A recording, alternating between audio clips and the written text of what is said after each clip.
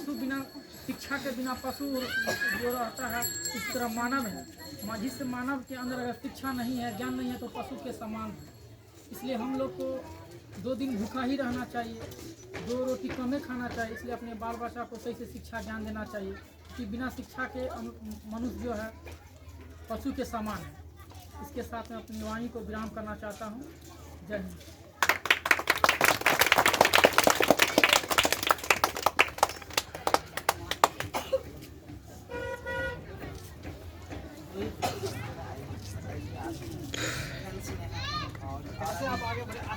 सेवा में है आप सरकार के सेवक हैं और यहाँ से आपकी प्राथमिक शिक्षा बच्चा सबको बताइए कि क्या क्या पढ़ना चाहिए।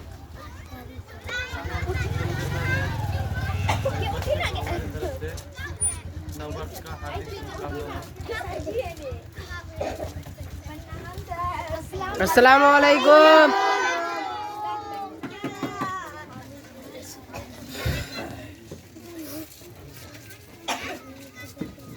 और यहाँ पे बैठे हुए हमारे सर लोग हैं, सीनियर सिटीजन हैं और कुछ क्लासमेट भी हैं, तो सबको मैं अपने तरफ से नववर्ष का हार्दिक प्रणाम देता हूँ। मैं कुछ अपने बारे में बताना चाहता हूँ। यहाँ सर का कोचिंग लगभग 1999 में हुआ था सर।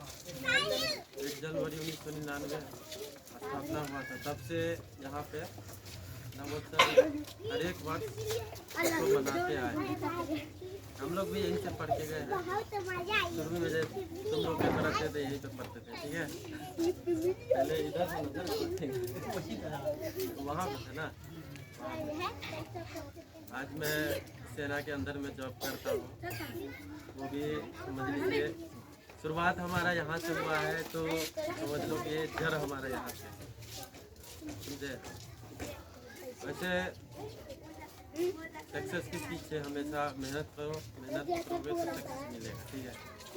इसके लिए जो भी आज तक मेहनत किया है सबको मिला, लेकिन सेना में जाने के लिए बहुत ही ज़्यादा मेहनत करना पड़ता है। मेंटलिटी फिजिकली दोनों होना चाहिए। और इसमें सेना में जाने का कौन इंटरेस्ट रखता है? कोई जाना चाहता है तो मैं आगे चल के सेना में भर्ती हूँ।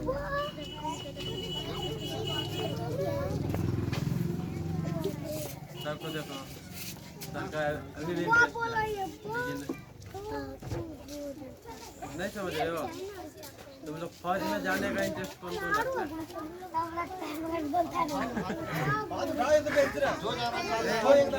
मेरे बचपन से ख्वाहिश था, मैं इतना बड़ा था तो मैं पुलिस वाला या तो फौजी बनूंगा।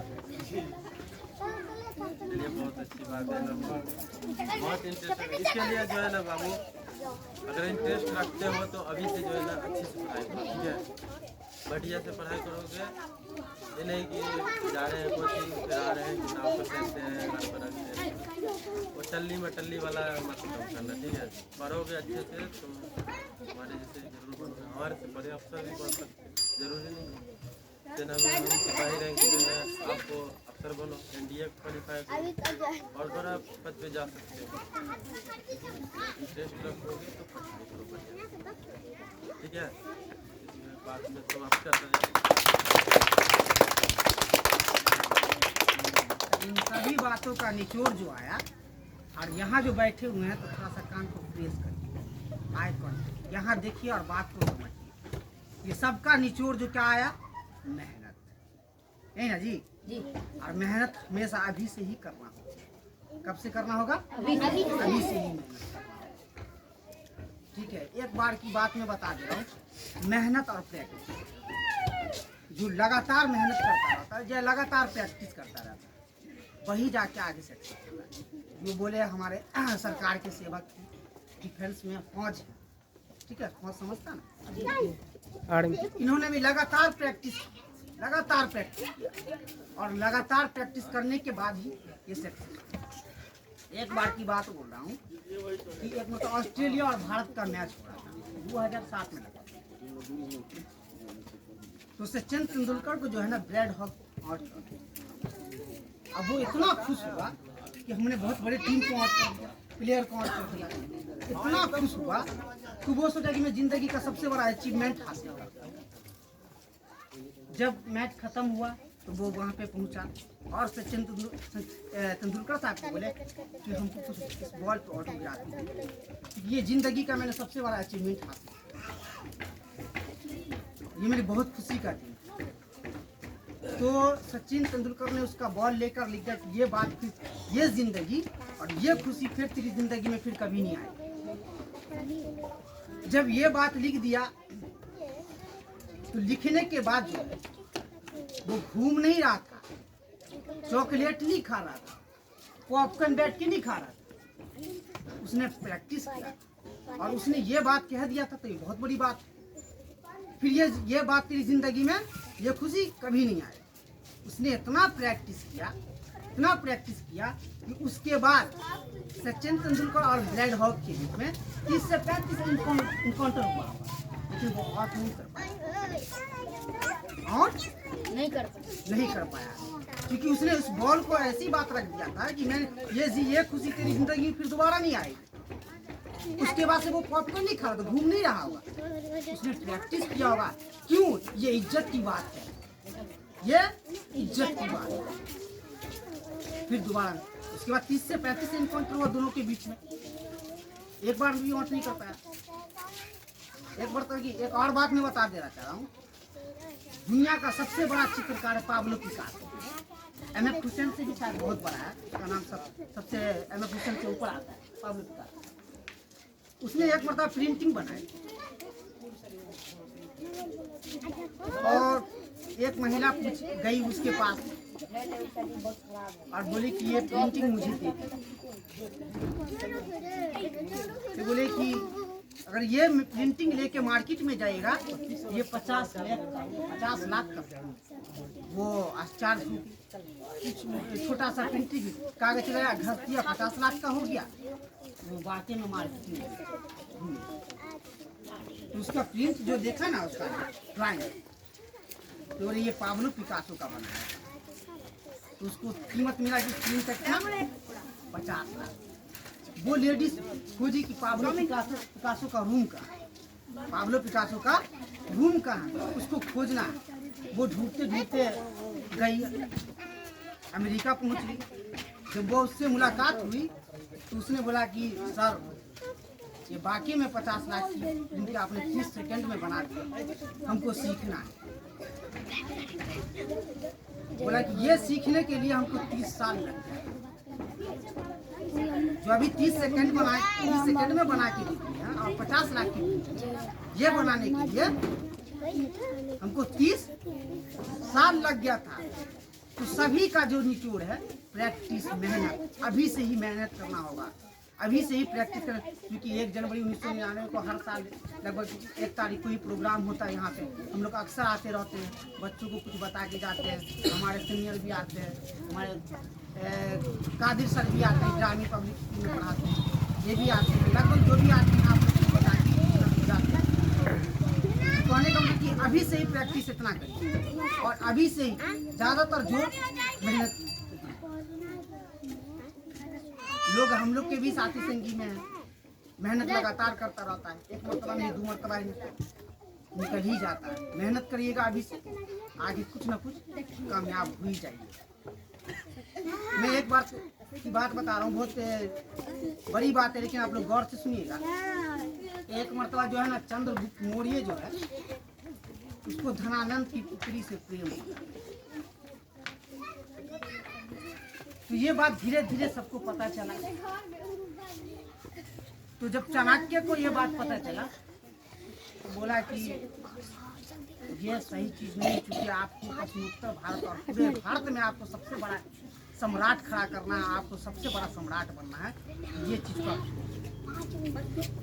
तो चंद्रगुप्त मौर्य ने कहा चाणक्य से, आचार्य एक सम्राट बनने के लिए हमें इतनी बड़ी कुर्बानी दे दे, इतनी बड़ी सैक्रिफाइस की। तो चाणक्य ने जवाब दिया, क्योंकि उसके शासनकाल में वो प्रधानमंत्री का पद था और बहुत ही विद्वान आदमी था। उसने जवाब दिया, अगर त्यागना ना होता, सेक्रीफाई ना होता, कुर्बानी लोग ना देता, तो आज भारत के हर घर में एक सम्राट होगा। हर घर में एक सम्राट होगा। तो कहने का तात्पर्य मेरा यह है, और आप लोगों को मुझे बताने का मतलब यह है कि आप लोग ज़्यादातर फोकस जो है अपनी पढ़ाई पे दीजिए, फालतू चीज़ों पे मत दीजिए, ठीक है। फालतू टाइम को बर्बाद एक्सपेंड नहीं कीजिए, ठीक है। जो ही समय मिलता है आप उसको अपने पढ़ाई में ज़्यादातर बिताइएगा, क्योंकि अभी समय बाबू, समय दुनिया बहुत फास्ट है, समय कम है। कम समय में हमको ज़्यादा अच्छा करना है, कम समय में हमको ज़्यादा अच्छा करना है। कोशिश कीजिए कि अभी से प्रैक्टिस कीजिएगा ना, तभी जाके आप अच्छा कर सकते हैं। और इन्हीं बातों को से पहली बात तो मैं बधाई देना भूल गया था, सॉरी इसके लिए। नववर्ष के अवसर पर सभी को मेरी तरफ से शुभकामनाएं हो, और आप लोग पढ़े स्कूले, ठीक है। इसके बाद में अपने जो मेरे सर आए हुए हैं यहाँ से गिरपुर से, जो ग्रामीण पब्लिक स्कूल के सर हैं पढ़ाते हैं, वो आप लोगों को कुछ उपदेश देंगे, कुछ बताएंगे। उनकी बातों को गौर से आप लोग सुनिएगा और उन पर अमल करने की कोशिश कीजिएगा। धन्यवाद।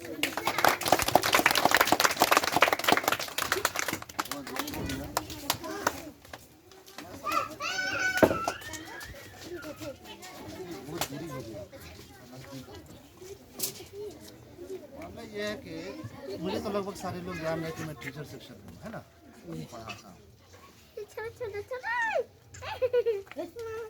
बहुत सारे हमारे साथियों ने कहा कि आप लोगों की मेहनत करना है, अगर एक परिंदा को आसमान में बहुत सारे परिंदे होते हैं ना, देखा होगा, लेकिन सबसे ऊंची उड़ान किस चिड़िया की जानते हैं इसके बारे में आप लोग? बाज कहा जाता है। और क्यों होती है? आसमान में सबसे ऊंचा वो उड़ सकता है, उसकी वजह क्या है? कारण कभी सोचा है कि आसमान में इतना ऊंचा तक वो कैसे पहुंचा? उसकी सिर्फ उसका मूल मंत्र सिर्फ एक है। इससे पहले मैं जब टीचर्स डे के मौके पर आया था तो मैंने आपको बताया था, हिमालय होता है उसके बारे में मैंने बताया था, और आज बता रहा हूँ आपको कि ये बात सबसे ऊंचा क्यों उठा। बात हो जाती है, हम तो सभी चिड़िया के पास है, हम तो सभी चिड़िया के पास है ना, फिर बाज सबसे ऊंचा क्यों? बताइए क्यों? मेहनत तो सारी चिड़िया करती है, उड़ना है तो मेहनत तो लगेगा।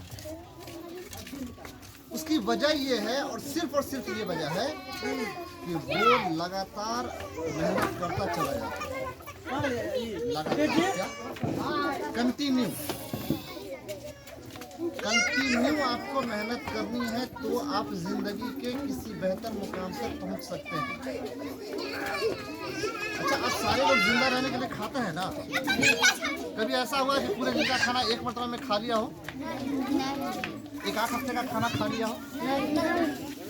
नहीं खाते।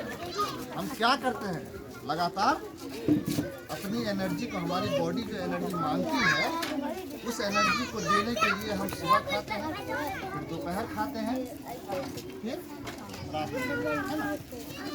तो अगर आप एक दिन 4 घंटा बैठ जाएं पढ़ने के लिए और 2 दिन ना बैठें तो क्या होगा? एक दिन जो आपने पढ़ा वो पूरी तरीके से आपको याद नहीं हुआ, और 2 दिन जो आपने एब्सेंट क्या नागा कर दिया, जो आपने 4 घंटा पढ़ा था वो भी आप भूल गए। नहीं है ऐसा? हमें क्या करना है, 1 घंटा ही अगर पढ़ना है तो डेली पढ़ना है, रेगुलर बेसिस, ठीक है ना? क्या करना है, बस समझ रहे हैं। अच्छा, पेड़ पौधा लगाने का फिर पेड़ लगाया है कोई छोटा सा?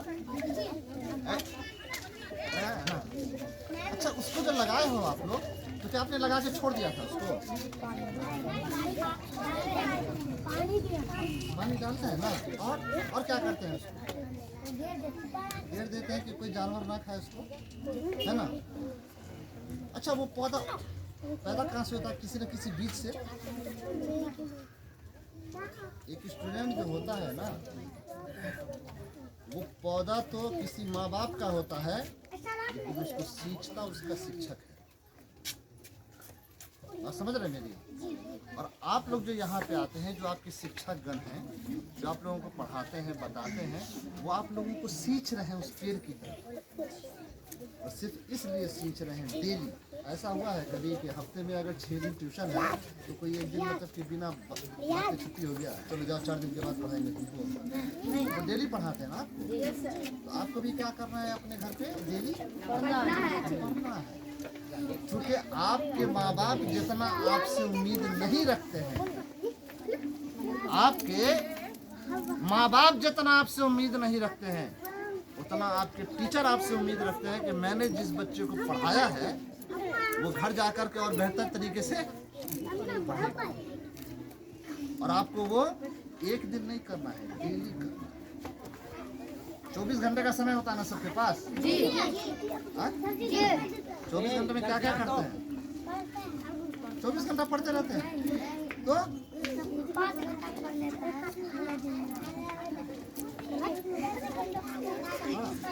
अच्छा, उधर से खेल के आते हैं तो पढ़ते हैं।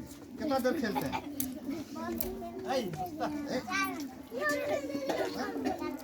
4 घंटा खेलते हैं, 5 घंटा पढ़ते हैं। चलिए, अच्छी बात।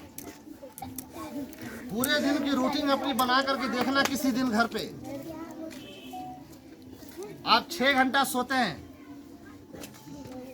1 घंटा ट्यूशन, 1 से 2 घंटा ट्यूशन, 1 घंटा सिर्फ आपका खाना पीना होता है पूरे दिन में। बाकी समय आपका कहाँ जाता है? कितना देर हुआ? 6 घंटा सोना, 1 घंटा खाना पीना तीनों टाइम का, और 2 घंटा ट्यूशन। 6 2 8 1 9 घंटा। 24 घंटे में 9 घंटे निकाल दो, 15 घंटे। 15 घंटे आपका समय कहाँ जाता है? कभी आपने सोचा है? और हम जब 1 घंटे के लिए आप लोग किताब घर पे लेकर के बैठते हैं तो आप क्या सोचते हैं? बहुत बहुत ज़्यादा। लेकिन आपने कितना घंटा पढ़ा 15 घंटे में? सिर्फ 1 घंटा, सिर्फ 1 घंटा। और अगर आप डेली 1 घंटा पढ़ते हो तो मैं गारंटी देता हूँ कि मैट्रिक में आप सेकंड डिवीजन आ जाओगे। आज से मैं गारंटी, मैं लिख करके देता हूँ। हाँ, नहीं, डेली 1 घंटा आप अगर पढ़ रहे हैं तो सेकंड डिवीजन आप आएंगे। लेकिन लगातार उस चील की तरह जो लगातार आसमानों में ऊंचा उड़ता रहता है। ये नहीं कि 4 दिन का जोड़ के एक दिन 4 घंटा पढ़ लिए और बाकी का 3 दिन हमने नागा कर दिया, वो नहीं। डेली 1 घंटा पढ़ना। अगर आप डेली 2 घंटा पढ़ते हैं तो आप फर्स्ट डिवीजन के करीब पहुंच जाएंगे। फर्स्ट डिवीजन नहीं होंगे,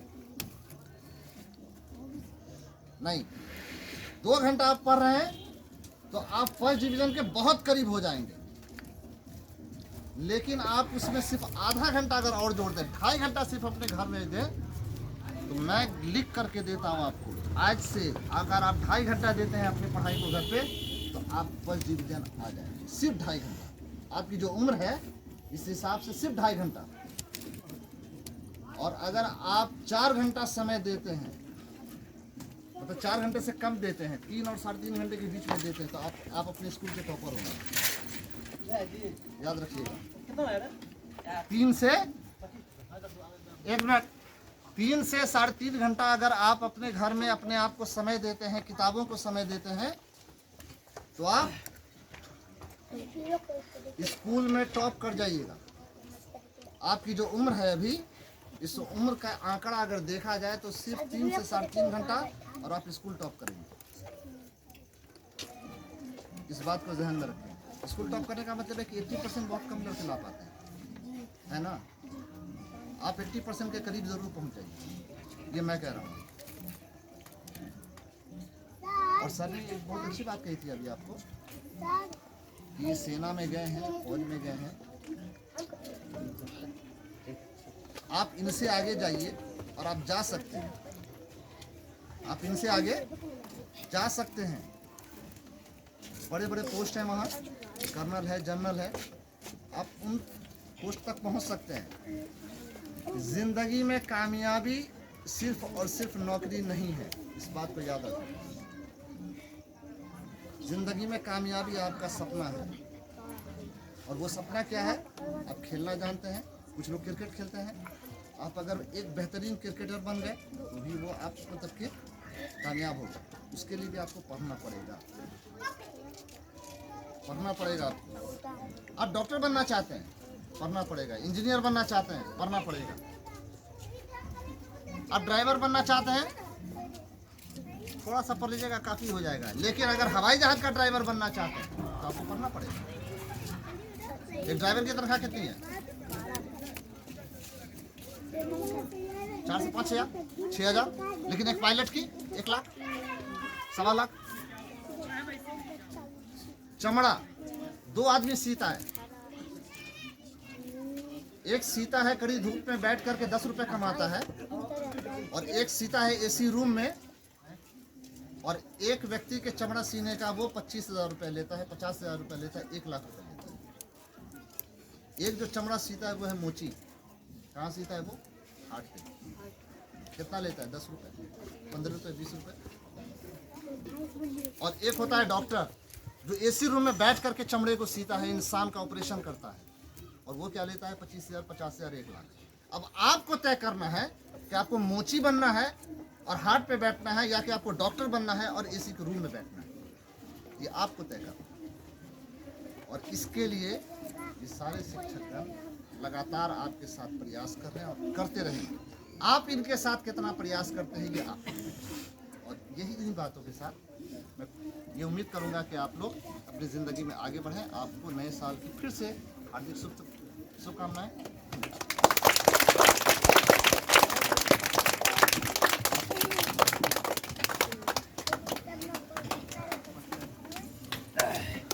सर भी बहुत अच्छी बात बताएं आप जो भी है आपके सामने में आपको बहुत ही अच्छी अच्छी प्यारी बातें बताते हैं। ये सारी बातें जो है ना आपके भविष्य से जुड़ा हुआ है। कहूँ ना कहूँ जितनी भी बातें हैं